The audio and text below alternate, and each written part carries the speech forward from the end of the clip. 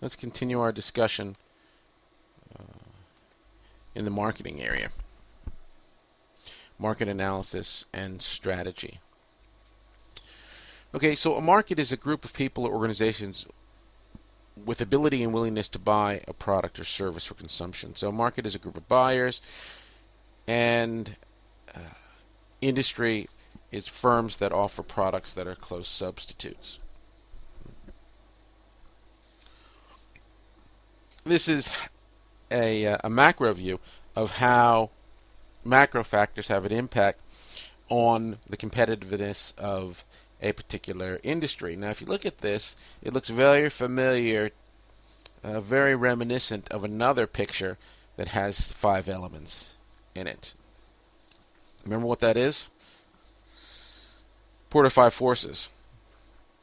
Looks kind of similar in terms of their 5 forces affecting the competitiveness of the industry, which is located in the center here.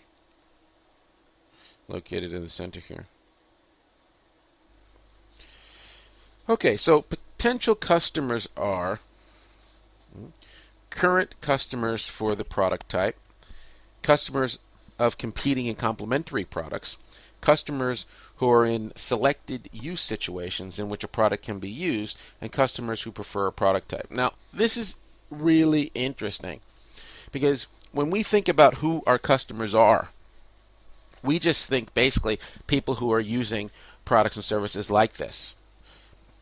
But that's only one group. There are customers competing or complementary products. Customers that really don't use our products very often, but in some circumstances or some situations. Or customers who prefer a certain product type but don't necessarily buy it. We talked about, again, by educating the market and bringing some people who have not purchased before, people who are on the sidelines, into the marketplace. These are some of the people we're talking about. So when we look at our potential customers broadly, we need to look at our potential customers broadly because we might be missing somebody. We might be missing a group that our value proposition might meet more directly. Market types. Now this is kind of a mini economics lesson. Okay, monopoly. Okay, a monopoly is a situation where there's a single seller. There are, in most countries, a monopoly, a strict monopoly with a single seller is outlawed unless with government approval and government license. Although, as we said before, we want to strive for a temporary monopoly, but that's a little bit different.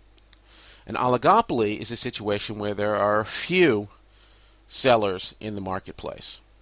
3, 4, 5 in the marketplace. And they have a certain way of competing against each other, which is competitive in some respects and not so competitive in other respects. Perfect competition. Perfect competition describes a situation when there is an undifferentiated product in most cases, where there are many buyers and many sellers, and price is strictly determined by supply and demand. We use an economics class like wheat and corn and commodity products such as that. However, actually, most competition takes place in this category that's called monopolistic competition. It's competition where people have differentiated products, there's lots of competition, and people are striving to gain market share. It's interesting, kind of ironic that it's called monopolistic competition, but that's actually what it's called. I guess because, again, people are striving for a monopoly position. On the selling side, on the buying side, now again, monopoly, single seller, oligopoly, few sellers. We can look at the buyer side, and it's called a monopsony or oligopsony, where there are few, an oligopsony, few buyers, or an monopsony, one buyer, and they have interesting in industrial and economic dynamics as well. When we are analyzing competition, there's a certain way in which we can go about doing that. Now, we've talked about SWOT analysis in another lecture, and we talked about Porter analysis in another lecture as kind of the 2 leading ways competitive analysis is done. But if you remember, I clearly stated that that there are other ways to do competitive analysis. And all you need to do is have a logic reason why you're doing it the way you're doing it, and you actually can avoid either SWOT analysis or the Porter analysis. So, one, identify who the competitors are. This is not necessarily easy, because some competitors are very obvious, some are direct competitors, some are hidden, some are indirect competitors, some are competitors that aren't even competitors yet. They're entrants, they're getting ready to enter, or might not be even ready to enter, but down the road they could enter. So identifying who the competition is not a trivial activity. Now once you find out who they are, you need to analyze them. What are their objectives? What are their goals? What are their strategy? Okay? What are they good at? What are they not so good at? In the past, how have they reacted in terms of competition? When a new entrant entered, what did they do? Did they aggressively combat? Did they lower prices? Did they raise prices? Did they just let the entrant come in and gain market share? Now, well, obviously, that's important if we're going to be entering this market, to know how they've acted in the past. Now, their behavior in the past is a good indication what they're going to do in the future, but it's no means a guarantee. No means a guarantee. And then after we do this analysis, we come to a determination: do we go ahead? Do we attack? Do we go in? Or do we avoid and find another competitive environment that might be a little bit more attractive to and for us? Levels of competition. When we think about competition or speak about competition more broadly, we generally just talk about competition. We don't get more specific than that. But when we are actually planning and building our business, we need to be a little bit more specific. What sort of competition is it? Is it just a generic kind of competition? That's the kind of competition we generally talk about. Is it at the industry level? Is competition taking place at the company level, at the brand level, the product level? Is it competition on price? Is it competition on form, on the actual features? What is the basis of competition in this particular industry that we're entering? Because it's not just price, not just features, not just benefits.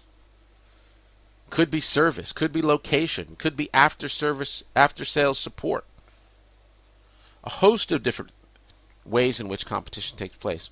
Okay, we need to find out how this particular industry works.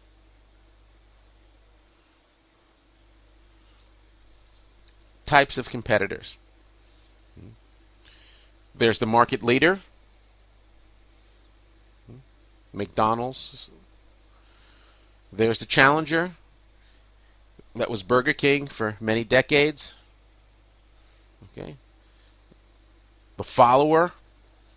I guess we might argue that Burger King has fallen down to a follower role.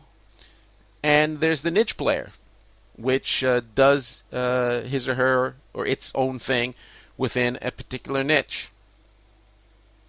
And there are different dynamics, relationships between the market leader and the second and third company, the market leader and the following companies that have a smaller market share.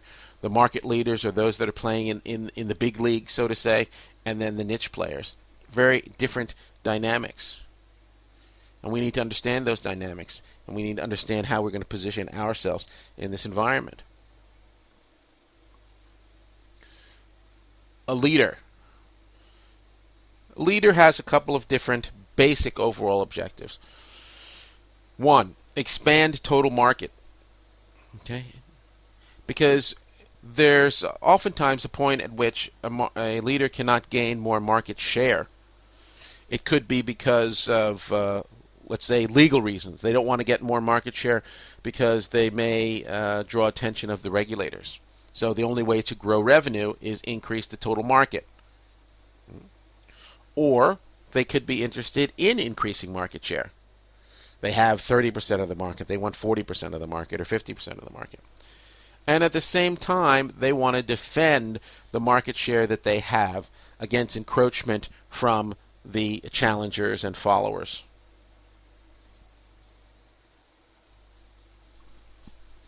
So the leader can engage in a number of different strategies and tactics in order to do those three things.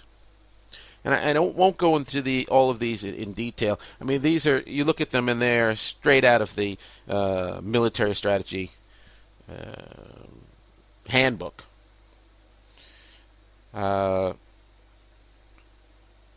But I'll look at some of the interesting interesting ones.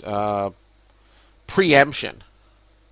Preemption is a strategy that leaders take often, where they think a competitor is going to enter a particular product type or do a particular activity.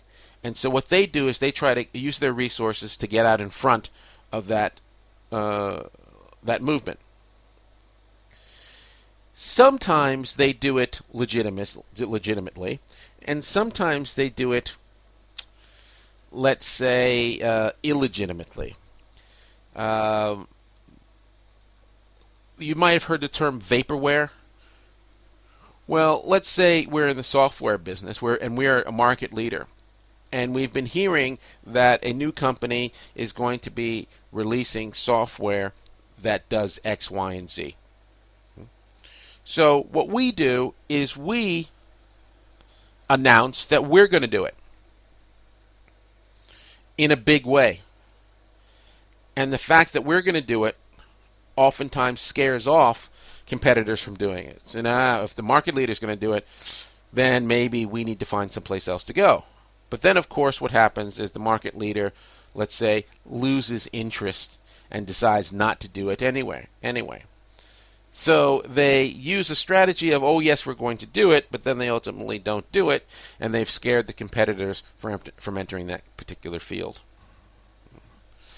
Now, if they don't go forward and enter with the software, they can only do this a couple of times. You can only scare the marketplace a couple of times before people will say, hey, they're not really serious, and enter anyway.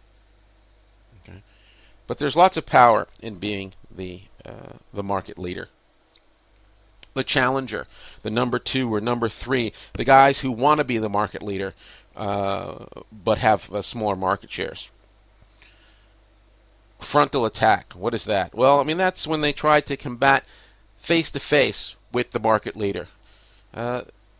This one is dangerous for the challenger because the market leader has market strength, position, power, and resources. But it's high risk, high reward, because if the challenger is successful in competing head-to-head with the market leader, then we may have a new market leader down the road as the challenger moves up and becomes the predominant player in the industry. So the challenger has to make a calculated decision at some point. Is this the strategy we want to go forward with? A flank attack. Flank is the side. So instead of coming head on, they come in with another product. Let's say a product that is that's not directly competing, but competing kind of on the side. And then once they get a foothold, then they kind of expand the features and benefits, and then they can move towards that direct confrontation with the market leader. Encirclement. Again, it's creating products and services around the market leader, not directly confronting them, but around them. Bypass is instead we're not going to compete. We're going to do something else and try to go over the challenger, the market leader. And then guerrilla, in terms of guerrilla tactics, where we do little tactical strikes, tactical competition, and try to worry or bother the leader instead of competing them in a more direct sort of way.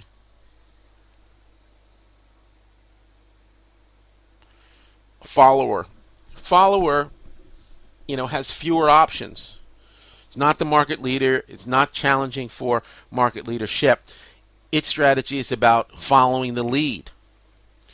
And the cloning strategy is a strategy where basically you offer the same exact product and service, and you come in with probably a lower price, and you say, hey, ours does everything that theirs does. the imitator is that you offer a product or service that's virtually the same, that imitates the benefits and features. An adaptation strategy where you try to modify what you do to adapt to the openings in the market that are available to you. And then this last one, this counterfeiter, is basically where it's an exact copy, and you see how long you can stay in business. And this one is generally legal, and I wouldn't suggest it, but some companies do that. And some companies do it, some countries do it, some companies in some countries do it, and some companies and some countries actually encourage it. Niche criteria. Actually, we are at the little bit past the 15 minutes. So let me stop right here, and we'll come right back to this niche area in 1 second.